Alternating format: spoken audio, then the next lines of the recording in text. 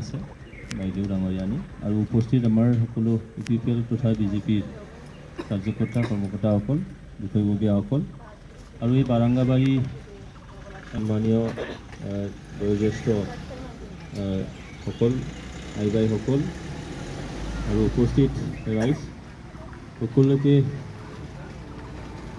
বহাগ বিহু আৰু নতুন বছৰৰ মই আন্তৰিক শুভেচ্ছা লগতে সবকে মই নমস্কাৰ দিওঁ। বক্তা দুজনে কথাখিনি কৈয়ে গ'ল আৰু ইয়াত বহলাই কিবা এটা ক'ব লাগে বুলি মই ভবা নাই। কথাটো সেইটোৱে হয় যে ভাৰত এটা গণতান্ত্ৰিক দেশ হয়।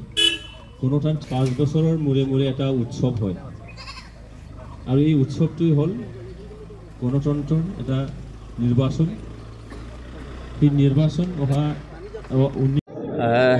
প্ৰাৰ্থী ঘোষণা কৰাৰ পিছত মই গোটেই কোকৰাঝাৰ লোকসভা সমষ্টিৰ অন্তৰ্গত প্ৰায় 100টামান জেগাত মই গৈছোঁ আৰু তাত আমাৰ দলীয় নেতাকৰ্মী তথা কাৰ্যকৰ্তাসকলৰ লগত মিলিত হৈছোঁ, শুভাকাংক্ষী ৰাইজসকলৰ লগত মিলিত হৈছোঁ। তাত মই দেখিছোঁ যে স্বতঃস্ফূৰ্তভাৱে ৰাইজ ওলাই আহিছে আৰু NDAৰ পক্ষত আজি আমি যিটো নৰেন্দ্ৰ মোদী ডাঙৰীয়াক ভাৰতৰ প্ৰধানমন্ত্ৰী বনাব লাগে বুলি আমি যিখিনি কৈ আছোঁ, ৰাইজ উৎফুল্লিত আৰু তেনেদৰে যিখিনি প্ৰচাৰ কাৰ্য চলাইছোঁ তাত NDA হিচাপে ভাল এটা মানে পৰিৱেশত আমি এই মিটিংবোৰ আমি কৰিব পাৰিছোঁ। আশা ৰাখিছোঁ যে আগন্তুক লোকসভা নিৰ্বাচন 7 তাৰিখে যিটো হ'বলৈ গৈ আছে তাত বিপুল ভোটত আমি নিশ্চয়কৈ জয়ী হ'ম।